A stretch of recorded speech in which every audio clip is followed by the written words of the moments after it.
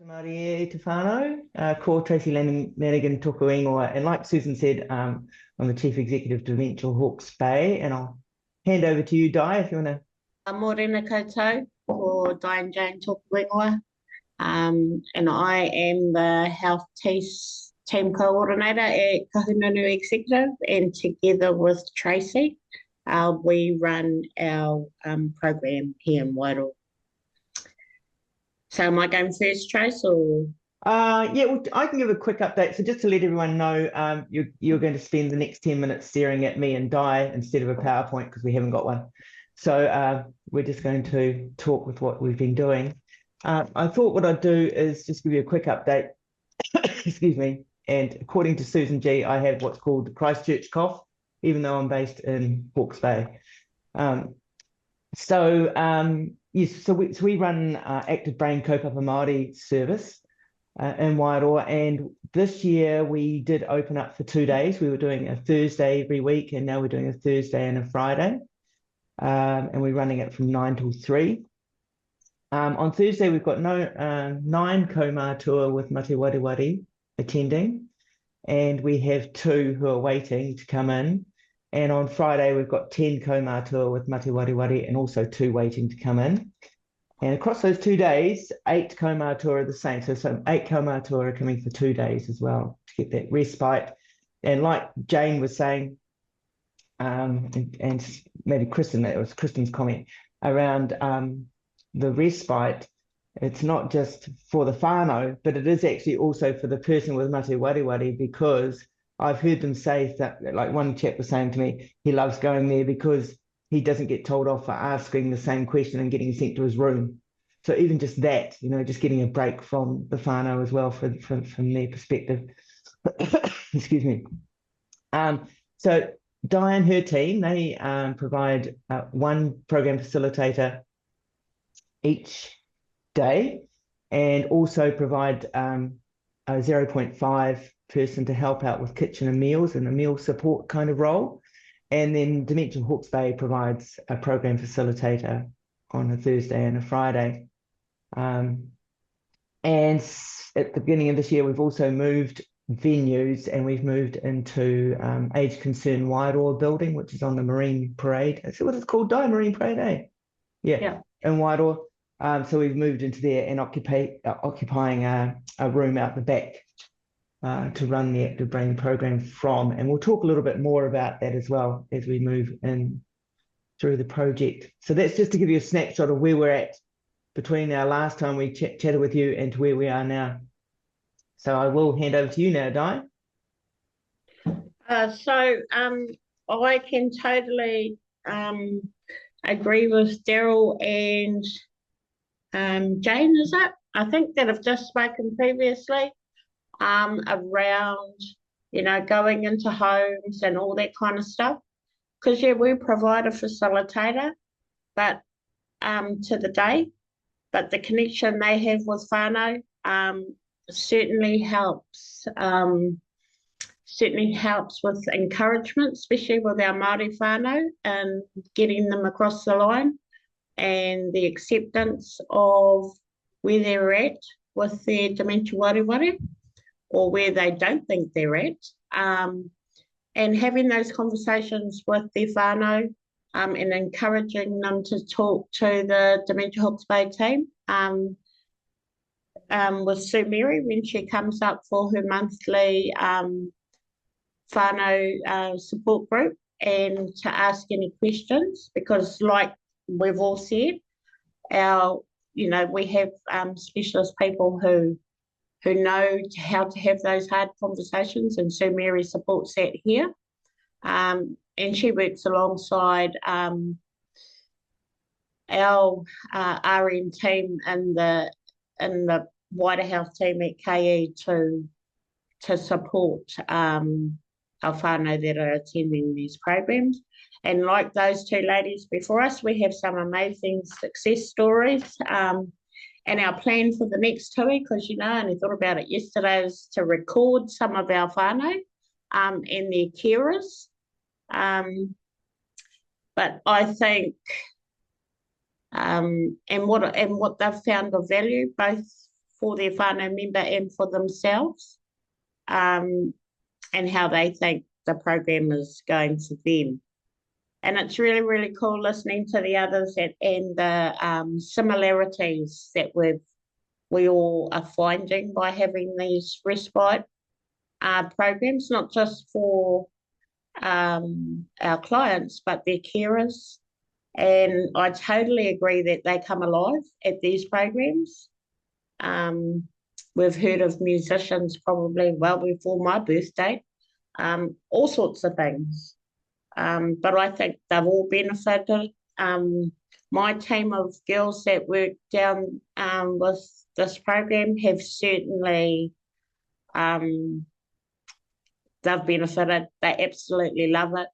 They love doing what they're doing, and at times feel they can't do enough. So, yeah, those are some of our stories that I'll talk about. Tracey can have a go. Oh, thanks, Di. I'll have a go. I'll have a stab at it.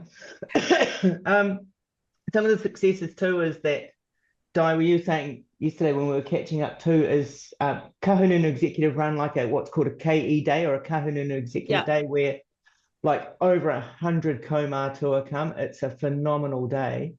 And Di was saying because of the program where all the kaumātua are coming, they're developing really deep and meaningful friendships and connections, and they're really looking out for each other. So when it gets to KE Day with over 100 people coming, they're actually jumping on a table and blocking that off for their mates and their friends to come along. And so with all their tables, and they're actually noticing if they're not coming. So that Di, you talked a bit about that. Yeah, and like the ladies before us, you know, we've seen that progression into rest home care. And also the same thing, you know, we're not finding them at mild stage. We're usually finding them either at the top of the cliff as well. And typical of rural communities again, you know, just I'm not sure whether it's undetected, but certainly not diagnosed in any shape or form. But I think as a community, we are certainly, we've certainly got whānau coming forward now to inquire, and that's where it all starts. And for some whānau, that's scary. And it's I think when Di and I were talking, it's taken this 2 years of consistency that we're always there. So even though Di was mentioning Sue Mary, so because, and this is what I've said all the time, because we're sending up a car once a week, well, we were, it's going to change now, but then we're putting Sue Mary in there, and she's our registered nurse community liaison navigation part of our team, and she's going out and spending time with whānau. And so because she's there now every single month, and we're going to be sending up an arts therapist as well from the team on that, because they're there every month, the word's getting out, and also we're now getting trusted from Wairoa, you know, instead of just sort of another organisation that goes up to Wairoa, says, oh yeah, we're going to be fantastic for the community, and then when it gets too hard, we leave. So we've stuck there, and we've been consistent, and we've been true and honest to the Wairoa community, and I think that's starting to pay off. People are starting to trust us a lot more, which is really cool. Some of the challenges, I think there's been a lot of challenges that we've, apart from the environmental challenges that we've had, which have had a lasting impact within Wairoa. So the flooding, the two floodings that occurred, that made a big difference in relation to the venues and where we can operate from and how we can operate from and what's available to us as well. And so we did move. We had to move because we needed more space from our previous one. And it was done on a weekend, and some of my staff went up there and caught up with Di's staff, and they all turned up on a Sunday, dragging their husbands along with a trailer, and moved them all themselves, because in Wairoa there's not, you know, a moving company that you can just hook up with. So we moved from there to Age Concerned Wairoa, which is great. It's a great fit from an organisational perspective, and the the area that we have is very, very good, except there are two major things that's a major issue for us that we need to start talking about. And like Di was saying, there's some more houses being built up in Wairoa now, so they might release some other spaces for us to look at. So the two areas that we have concern about, both Di and I, or KE and Dementia Hawke's Bay, is there's no outside area. So Jane, you were saying, for an example, that outside area, which we miss desperately, I have to say. So there's no area, like Di was saying, it's coming up to summer soon. There's no space where we can go out and have a picnic outside on the table, walk around the gardens, do the planter boxes like we do in in Hawke's Bay here. So that's a major consideration, that there is actually no space where the people can leave the room that they're in and go outside freely and grab some fresh air. And the other thing is there's no windows, and it's quite an odd building, but the rest of it is great. So we're not sold on it as a permanent fixture, and it's something that KE and ourselves will keep looking around Wairoa when and if we can find somewhere. So that's been quite a challenge, I have to say, to find something ideal, and we found something okay, but not ideal, especially with summer coming up. The other challenge has been, like Di was saying, the winter illnesses with staffing. It's really, when it slams the staff, it slams the whānau, and it's really hard to keep the staffing going. And particularly, I think it's added real pressure from Dementia Hawke's Bay's perspective to KE, who have been real troopers and kept it going, as we had our staff person who was going up every 2 days, going on a Thursday, staying the night, coming back on a Friday. She resigned from Dementia Hawke's Bay and went off to bigger and brighter things. And so we've been struggling to recruit for that role, because it was a particular person who could do that. And I really wanted to recruit local in Wairoa, and trying to find someone in Wairoa who was suitable, acceptable, and available for 2 days a week for a 2-year contract. Not very attractive. But so anyway, we found this absolutely amazing woman. I cannot believe it. I'm stoked. And she's Wairoa based, and her brother actually attends the program. So, and she is a visual therapist from way back when. She's got lots of experience. She's well known, well regarded, and she's a Māori woman, and she starts end of September. So we were like jumping out of our skin. We couldn't believe we got it. So that's brilliant news. So that's great. So once she starts end of September, then we're going to bring her down to Hawke's Bay for a week's orientation, and bring the other team down, the other 2 women that support up there, come down as a team and start the process again. So that's phenomenal. For those of you who know how to recruitment in a small area, in a small rural area, that is a phenomenal outcome. So I'm stoked. I don't think there's really been any other challenges. Our next challenge, I think, is going to be a transportation around van and picking up and getting people out. And also the challenge at the moment too is, because there's no aged residential care facility in Wairoa, the clients that we're supporting with Mate Wareware in the active brain program, some of them are, as we know, with the disease progressing. So they're not really, some of them are not really able to actively participate long or well within the program, but nor is there anywhere else for them to go. So it's an active brain program, and it's also a respite program. So we're still, I'm saying to the team, we're still giving the whānau a break by these people coming along, even though they're not actively or able to actively participate. So because there is nowhere else for them to go. And it would be a very cruel thing.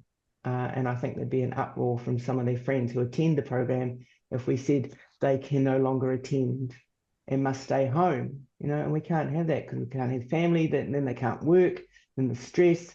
Meanwhile, it's okay for these people to come along, and they are whānau within the group that attend, and they are their friends, and they want to look after them and support them. So it's quite a different feel when there's nowhere else for the people to move and transition to within their community. Their next step is actually to leave Wairoa, which is absolutely tragic. And I know I bang on about this every time we meet, but I still think it's absolutely tragic.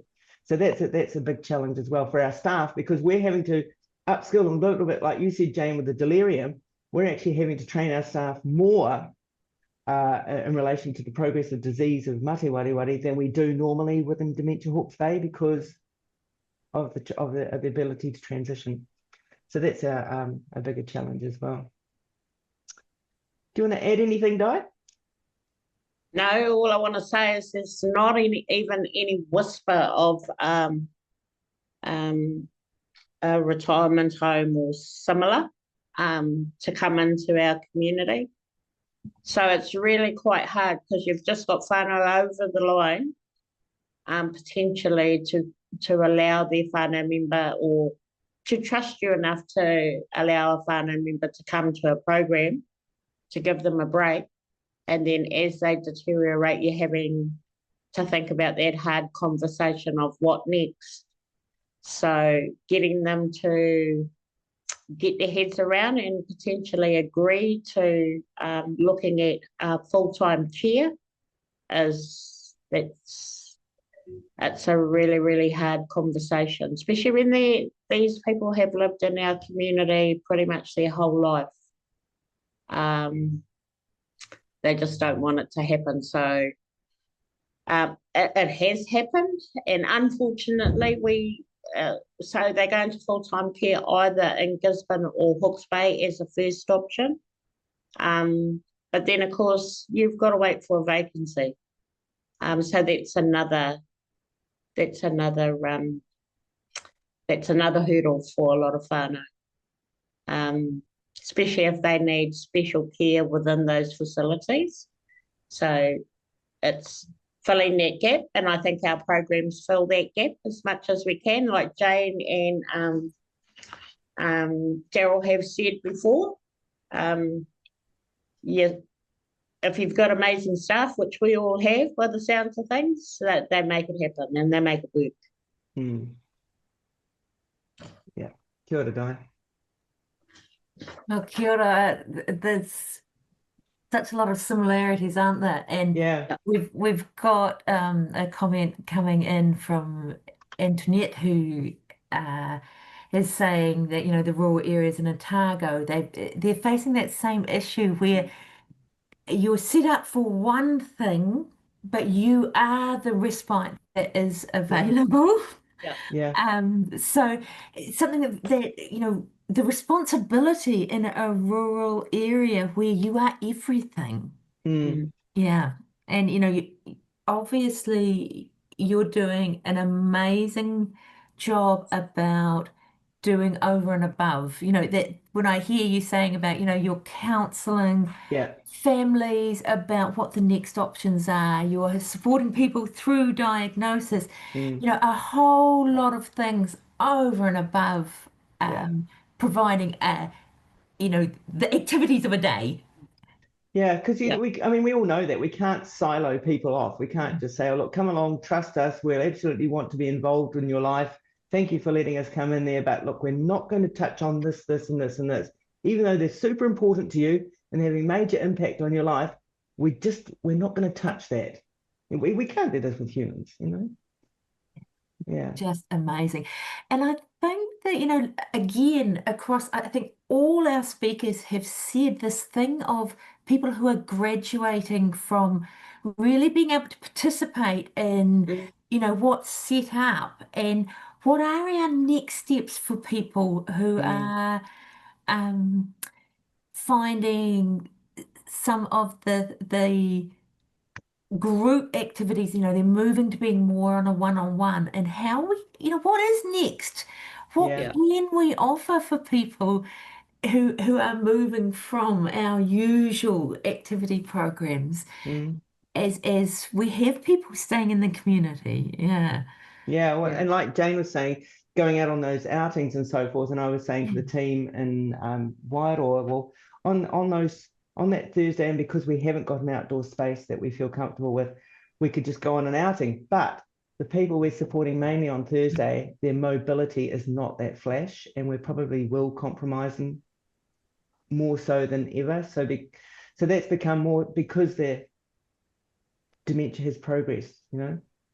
Yeah, Yeah. And just to put it in context for people, Wairoa is about, what, an hour and a half from you in the Yeah. Hawke's Bay? And from Yeah. Gisborne, how long away are we talking? An Oh, hour. probably an hour, hour and a quarter. Yeah, I mean, sometimes your trip to the bay, but well, it just depends on road, really, how many Does. stops you have between A How and many B. trucks? How many trucks are on the road? yeah, And they're about to pull a bridge out on the weekend, so let's see what difference Oh, that good makes. day. Yeah. Yeah. So shifting an hour and a half away, that's just so huge, isn't it? Oh, Yeah. it is, and it's not an easy drive either. It's not like you just get on your nice little 5-lane highway and off you go. You know, it's like go around the corner and mind the goat. So Yeah. Yeah, yeah, and Yeah. we've got a comment in from Paul Singh saying, we should edit these presentations and take them to the politicians. yeah, You know, yeah, absolutely. It would be great if they came along. these are stories that should be heard. And I Yeah, think it was Jane that said, it's all very well for them to say, just find a premise, find a place and find this and that, and they're going to fall from the sky. But it's not that easy. Even if your community supported and they want you to have a building, how do you find a building when there's nothing available? yeah, And it's got to be to a certain standard. You've got to have good access. You've got to have good bathrooms. kitchen. For the client base that you're trying to provide a service for. Yeah. It's not as easy as having a rangatahi group as such, maybe. No, definitely not easy. Or a group who don't have needs. Yeah. Yeah. Have you found, like Jane was saying, that you are getting in the support from the community and from other organisations? We've just got a question coming in from Samuel. Yeah. We certainly do. And I mean, luckily enough, like our organisation do cover a lot of services. So we have the ability to implement some wraparound services or who to go to for those wraparound services for whānau. But like everything in probably all rural areas, they're already over capacitated. But it's the best service that the community can provide currently to whānau. But the need is probably bigger than people understand, and I think all rural communities suffer. Not saying that the city services don't suffer, because they probably do too, but differently, I would think. And Di, do you think the Wairoa community are still just getting their head above the floods, just sort of starting to get above that? So people are still rebuilding. And we have got some new housing developments that are finally taking whānau. And we've got a couple of whānau that have moved into the kaumātua units. But, it's monitoring them to make sure they remain safe and they remain active and included. Cool.